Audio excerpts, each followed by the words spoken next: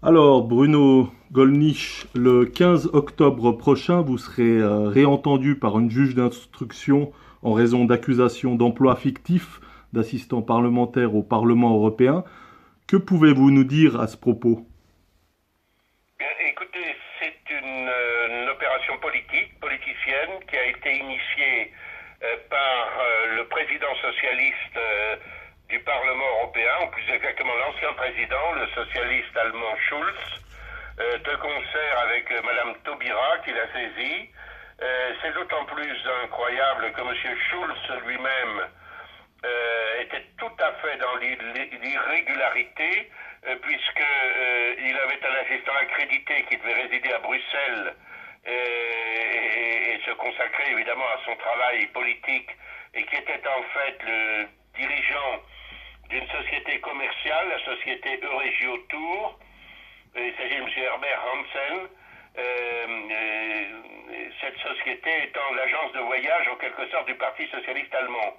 D'autre part, il y avait un autre assistant parlementaire qui a claqué la porte en disant que M. Schulz l'obligeait à des travaux domestiques, et notamment à repasser son pantalon, ce qui est évidemment pas le cas de l'assistance parlementaire. Enfin, il a été épinglé par la commission de contrôle budgétaire pour avoir utilisé à des fins de campagne électorale, non pas des assistants, mais des fonctionnaires du Parlement.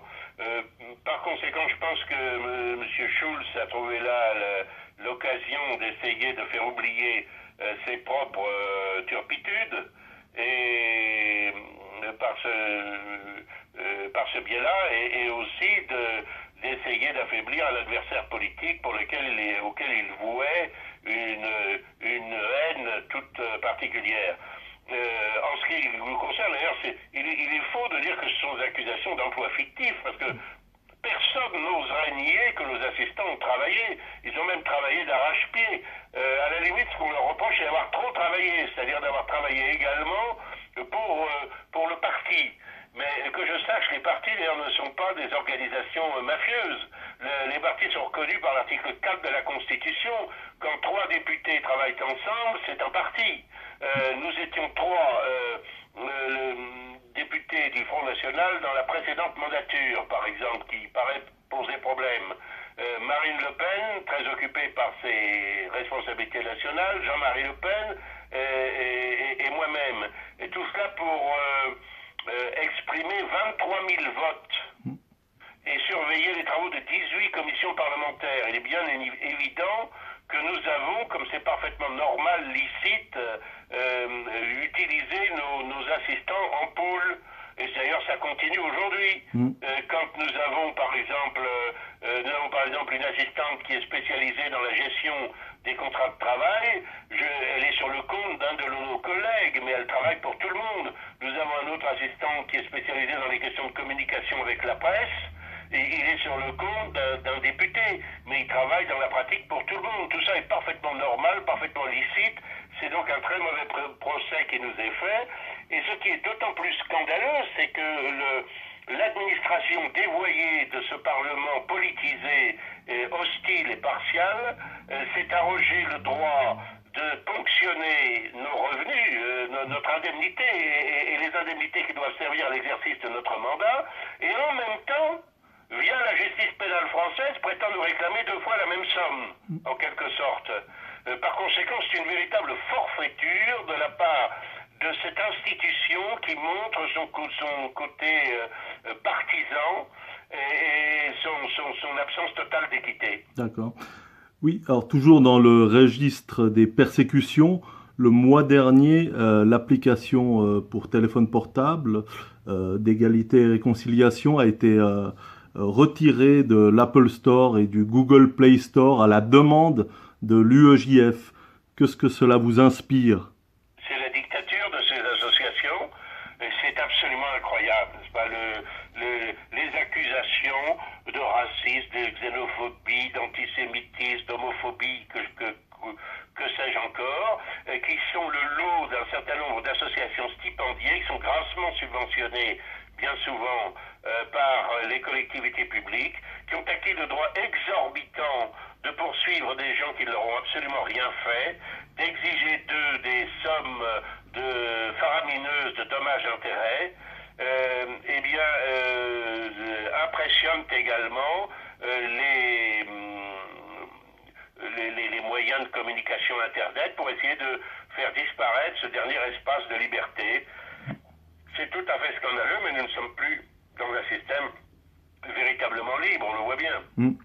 Alors venons-en maintenant au sujet de l'immigration. Quel est votre avis sur le pacte mondial sur les migrations qui devrait être définitivement adopté par une écrasante majorité d'États en décembre prochain à Marrakech? Je crois qu'il y a juste la Pologne et la Hongrie qui ont annoncé qu'elles allaient s'y opposer. Je crois que de toute façon, les mesures que propose l'Union européenne dans ces domaines sont des emplâtres sur des jambes de bois, parce que tout ce que l'on propose, c'est de gérer la situation. C'est-à-dire qu'on considère que à pied, à cheval, en voiture, en bateau, en train, que dans un camion, caché clandestinement, etc. À partir du moment où un étranger a posé le pied sur le sol, par exemple, en l'occurrence de la France, il a acquis pratiquement le droit d'y rester, en tout cas de voir sa cause examinée. Et il est évident qu'il faudrait traiter le problème à la source. Et là, on se contente d'essayer de répartir ces malheureux Africains entre un certain nombre de pays européens, et bien évidemment les pays d'Europe centrale et orientale, et maintenant l'Italie. Et le sentiment de beaucoup de peuples en Europe se disent: mais nous ne sommes pas entrés dans l'Union européenne pour ça. Nous avons accepté la libre circulation des personnes, des marchandises et des capitaux à l'intérieur d'un espace qui est un espace européen. Nous n'avons pas accepté la libre circulation des personnes, des marchandises et des capitaux du monde entier chez nous, sans règles, sans normes, sans contrôle. Voilà. Et je pense par conséquent que toutes ces réunions, à partir du moment où on se refuse à aborder le problème de fond, ces réunions ne résoudront évidemment pas le problème. En France et en Suisse, plusieurs personnalités, politiques ou non, exigent que leur pays fournisse un pavillon à l'Aquarius. Qu'en pensez-vous? Non, mais le rôle de ces organisations non gouvernementales est extrêmement ambigu, parce qu'il y a de fait, en tout cas, une espèce de collusion entre les passeurs et ces organisations.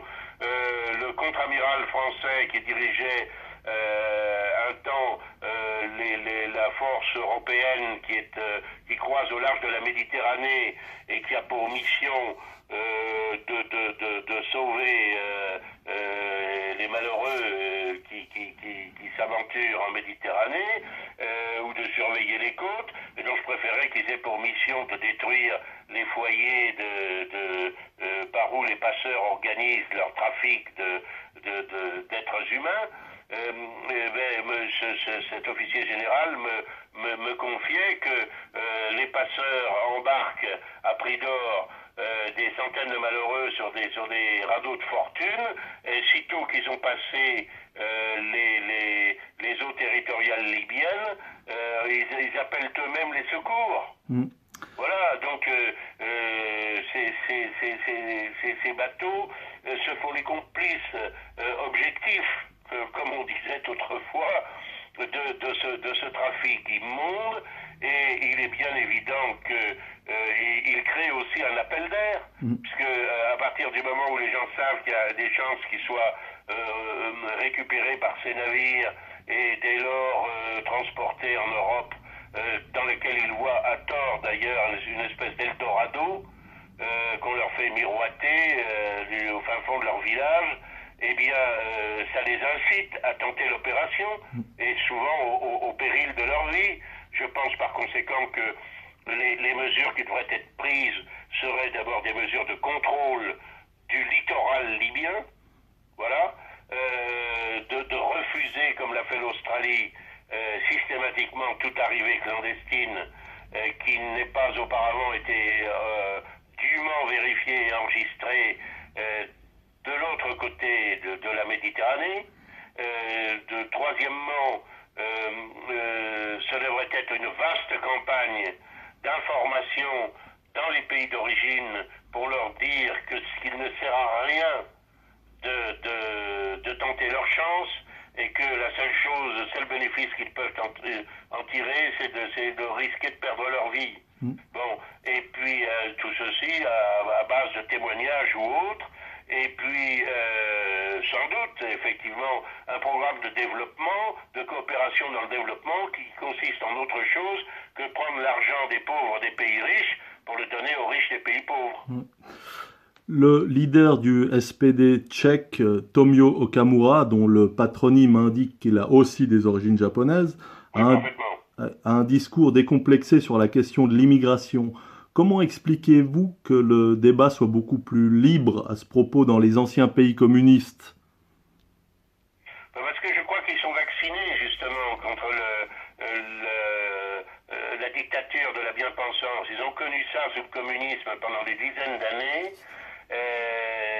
Ils sont en quelque sorte rompus à la dissidence.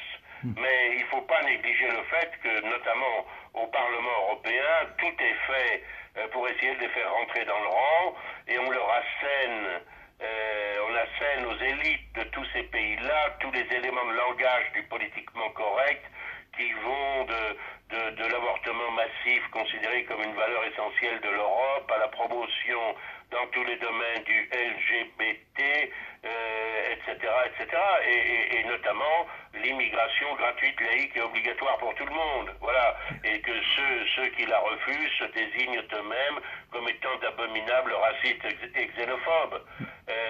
Il y a une tentative totalitaire de rééducation, en quelque sorte, des peuples et notamment de leurs élites, dont le Parlement européen est une des...